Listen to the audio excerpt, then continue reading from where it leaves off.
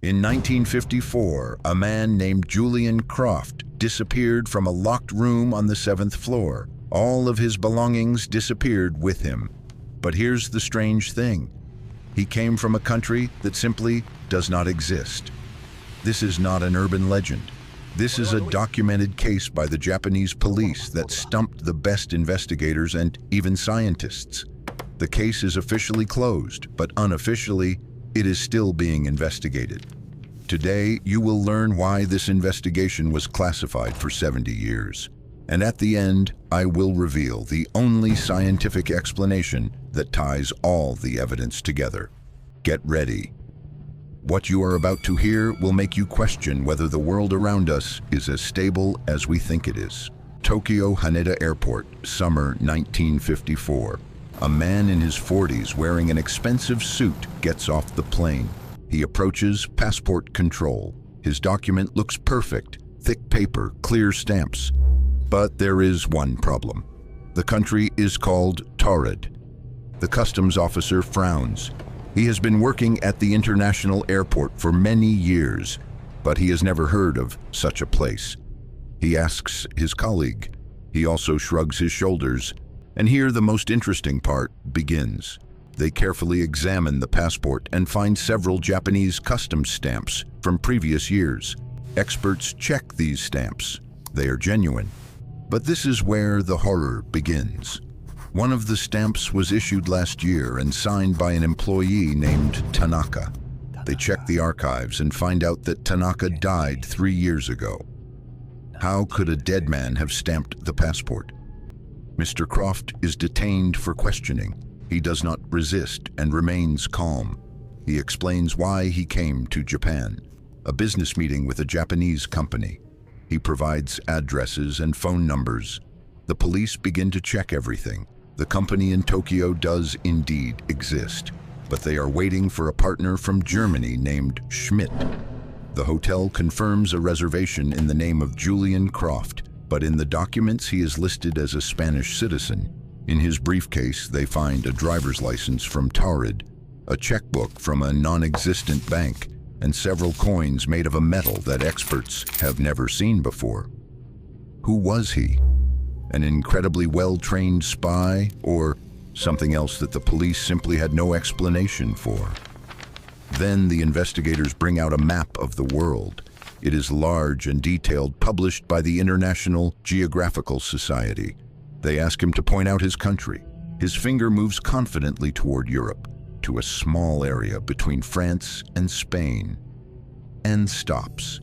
In place of his 1,000-year-old state of Tawred is tiny Andorra. Mr. Croft does not cry out that it is a fake. He stares at the map for a long time, like a scientist whose experiment has not gone according to plan, and says quietly, "Interesting. It's very interesting." But all this was just preparation for the main event, for what happened right before their eyes and violated the laws of physics. The police decide to apply pressure. They raise their voices, and suddenly, the light in the room flickers. For a split second, both investigators see the same thing. Mr. Croft's figure becomes translucent, like interference on a TV screen. By evening, the investigators had no theories left. A spy? Too complicated and pointless. A madman? Psychologists concluded that he was completely sane and had above-average intelligence. The case had reached a complete and utter dead end. They decided to isolate Mr. Croft in a hotel room until morning. The room was on the 7th floor. No balcony, the window locked from the inside. 2 guards at the door. No one entered or left. In the morning, they opened the room. It was empty. The bed was made. Julian Croft had simply disappeared. When the experts entered, they were hit by a wave of unnatural cold. The temperature in the room was several degrees lower than in the corridor. It was as if all the heat had been sucked out of it. But the most terrifying thing happened next. The airport called. All of Mr. Croft's belongings, his passport, driver's license, money, had disappeared from the locked steel safe. It wasn't a break-in. They had simply ceased to exist. But that wasn't the end of it. In desperation, the police chief demanded that the hotel registration log be brought to him. He remembered clearly how Julian Croft had signed it the night before.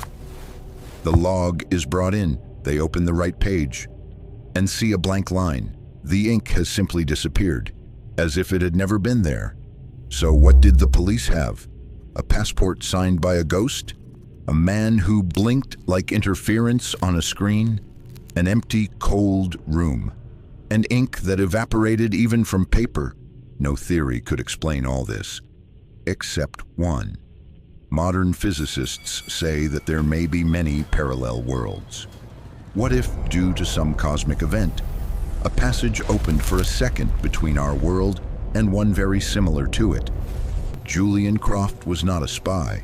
He was an ordinary businessman who boarded a plane in his world and landed in ours, in a world where his country was Andorra and Officer Tanaka had died 3 years ago. His presence here was an error in the code of reality. His disappearance was not an escape, it was a system repair. The universe simply erased the anomaly to maintain stability, and the cold in the room is a thermodynamic scar left behind after this process. The case was closed. All participants, from customs officers to hotel security guards, were forced to sign a lifetime non-disclosure agreement. They were not threatened directly, but it was made clear to them that talking about it would mean the end of their careers and reputations. Officially, the Julian Croft case never existed. It became a ghost in the archives of the Japanese police, but it makes you think about something scary and interesting at the same time. Remember that feeling of déjà vu, when it seems like something has already happened. Remember those moments when you knew exactly where something was, but it wasn't there? What if these aren't just tricks of the memory, but traces of small glitches in reality? Now think about it. If you found yourself in such a world, would you understand it? Or would you decide that you were simply going mad? Write what you think in the comments.